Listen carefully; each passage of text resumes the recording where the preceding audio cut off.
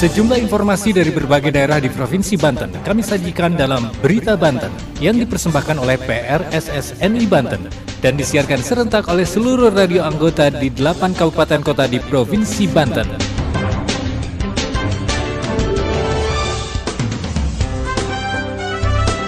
Anda kembali bersama kami di Berita Banten PRSSNI Banten edisi hari ini, Kamis 13 April 2023. Sejumlah informasi dari berbagai wilayah di Provinsi Banten kami hadirkan kembali untuk Anda yang disiarkan serentak oleh seluruh radio anggota di 8 kabupaten kota di Provinsi Banten.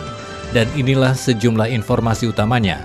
Menteri Kelautan dan Perikanan lakukan kunjungan kerja ke Teluk Batako, Kabupaten Pandeglang dan berencana membangun kampung nelayan. Belasan mahasiswa dari Aliansi Mahasiswa Timur gelar aksi demo di depan Mapolres Tangerang Selatan terkait peristiwa penganiayaan debt collector beberapa waktu yang lalu. Dampingi Menteri Kelautan dan Perikanan, Bupati Serang dorong program budidaya nila dan udang. Panglima TNI, Kapolri, dan 2 menteri tinjau kesiapan arus mudik di Pelabuhan Pelindo 2 Ciwandan. Bersama saya Aldi Akbar, inilah Berita Banten selengkapnya. Pendengar, Dinas Perikanan Kabupaten Serang berencana akan kembangkan budidaya nila dan udang. Hal itu disampaikan Bupati Serang, Tatu Hasanah, saat mendampingi Menteri Kelautan dan Perikanan, Sakti Wahyu Trenggono, meninjau Balai Pemeriksa Kesehatan Ikan dan Lingkungan atau BPKIL di Kecamatan Cinangka, Kabupaten Serang. Selengkapnya, Siska Purnamadewi dari Radio Prima FM Serang. Bupati Serang Ratu Tatu Hasanah mendampingi Menteri Kelautan dan Perikanan Sakti Wahyu Trenggono saat meninjau Balai Pemeriksa Kesehatan Ikan dan Lingkungan atau BPKIL di Kecamatan Cinangka Selasa 11 April 2023. Berbagai diskusi pun dilakukan antara keduanya, terutama berbagai pengembangan budidaya perikanan. Bupati Serang Ratu Tatu Hasanah mengatakan BPKIL sudah lama bekerja sama dengan Dinas Perikanan Kabupaten Serang dan sering dibantu berkaitan dengan budidaya ikan. Ditambah saat ini Pemkab Serang sedang mendorong budidaya ikan nila, oleh karenanya Pemkab akan terus meningkatkan dan minta bantuan kementerian. Kemudian Tatu mengatakan Kementerian Kelautan dan Perikanan atau KKP juga mendorong Pemkab Serang agar mampu menciptakan kawasan budidaya udang berbasis kawasan, seperti di Desa Plesung, Kecamatan Petanahan, Kabupaten Kebumen, Provinsi Jawa Tengah, kawasan yang sudah diresmikan oleh Presiden Joko Widodo. Di Kebumen di sana ada sedang uji coba tambak 100 hektar, tapi memang betul-betul steril. Nah, nanti kita juga coba minta dilihat oleh Pak Dirjen apa mungkin tidak di utara di sana dengan kondisi yang seperti ini apa bisa dikembangkan kembali seperti dulu kan. Budidaya udang ini di Kabupaten Serang kan dulu tempatnya. Kemudian sekarang ya menurun ya, dengan kondisi alam seperti ini tambak di Kabupaten Serang kalau memang masih memungkinkan ya kita ingin minta program ke kementerian. Kalau bantuan sekarang juga sedang berjalan untuk perikanan hadis ya. Ada untuk rumput laut, kemudian untuk bandeng, mereka sifatnya satu paket itu kayak tumpang sari gitu. Ada kita dapat, hanya memang ya karena mungkin dibagi ke seluruh Indonesia ya harus ada supporting juga memang keroyokan misal dari provinsi juga ke arah sana, kabupaten ke arah sana. Tatu menambahkan bahwa pengembangan budidaya udang paling penting kualitas airnya. Dan Tatu meminta program di Kebumen bisa diduplikasi di Kabupaten Serang karena Pemkab punya kawasan dan akan dilakukan uji coba dulu. Sementara itu, Menteri Kelautan dan Perikanan Sakti Wahyu Trenggono mengatakan BPKIL menjadi perhatian KKP karena menjadi laboratorium penelitian budidaya ikan, termasuk mengidentifikasi masalah mulai dari penyakit ikan hingga kualitas air. Betapa pentingnya laboratorium untuk mengantisipasi seluruh penyakit, khususnya di bidang budidaya perikanan atau secara umum. Tadi salah satu yang saya dapat adalah bahwa di satu kegiatan budidaya di waduk atau di danau itu juga bisa diteliti. Salah satunya itu adalah di Jatiluhur, itu sudah diteliti bahwa kandungan merkurinya sangat tinggi. Dan kemudian banyak sekali yang harus kita antisipasi. Nah, ini melayani seluruh Indonesia. Itu yang menyebabkan saya terus terang agak sedikit risau ya. Harusnya untuk melayani seluruh Indonesia yang begitu luas ini tidak boleh hanya satu di sini. Tapi lah itu situasinya. Jadi saya akan berjuang bagaimana tidak hanya di sini, tapi syukur paling tidak ada 3 lokasi untuk bisa melayani seluruh wilayah Indonesia. Itu yang pertama. Yang kedua, kita bisa mengidentifikasi secara dini terhadap seluruh produk perikanan kita. Selama ini kita makan yang kita makan ini sehat atau tidak. Kita tidak pernah tahu.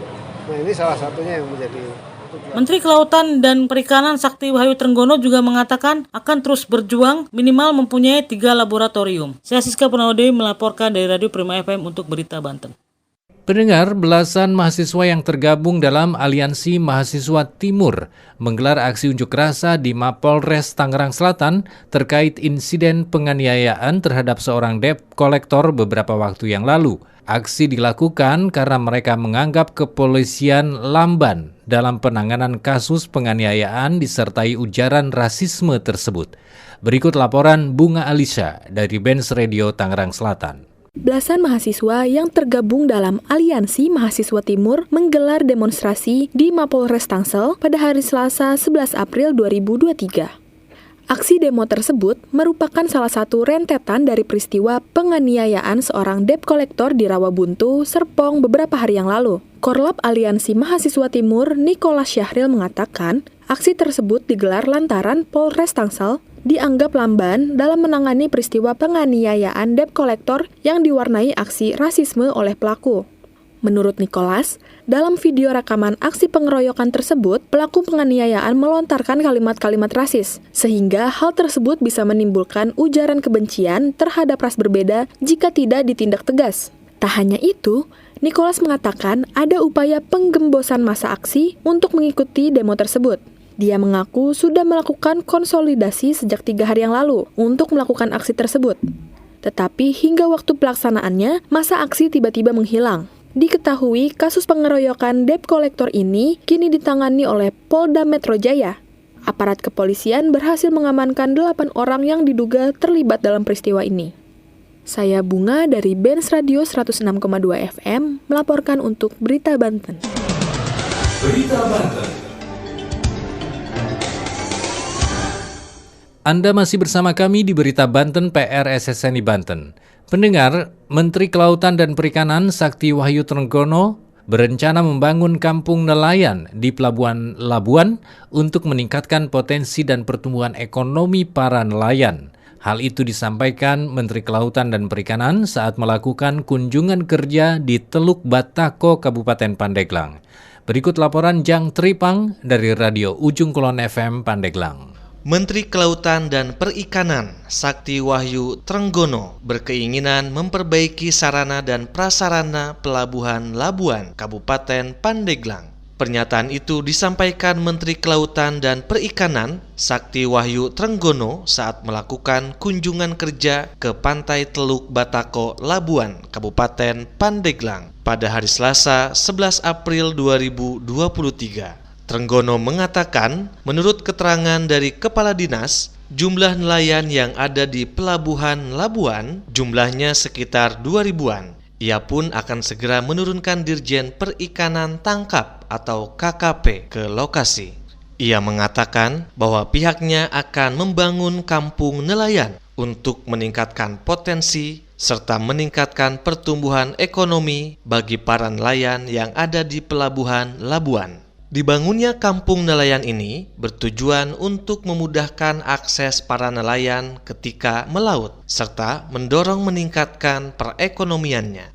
Melihat kondisi fasilitas yang ada di Pelabuhan Labuan yang banyak mengalami kerusakan dan banyaknya sampah, Trenggono mengungkapkan bahwa pihaknya akan segera berkoordinasi dengan pemerintah daerah sekaligus mengecek anggarannya. Sementara itu, Kepala Dinas Kelautan dan Perikanan Provinsi Banten, Eli Susianti mengatakan kunjungan ini salah satu bentuk kepedulian pemerintah pusat kepada pemerintah daerah.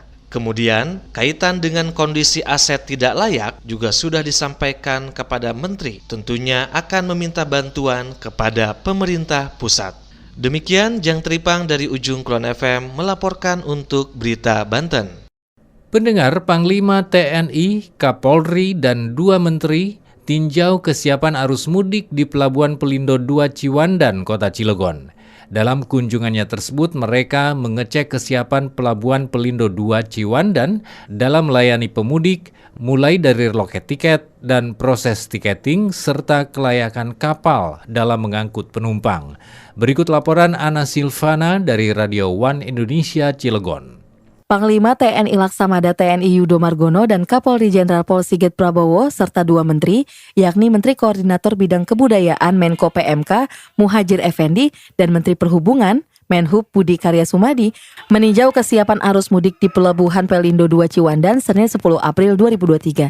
Di dalam kesempatan itu turut hadir PJ Gubernur Banten Al-Muktabar, Wali Kota Cilegon Heldi Agustian, dan Dandim dan Kapolres Cilegon.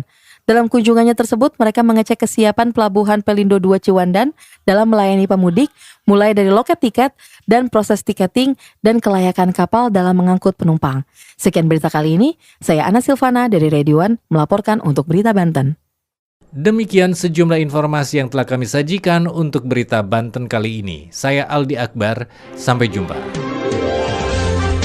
Terima kasih Anda telah mendengarkan Berita Banten yang dipersembahkan oleh PRSSNI Banten.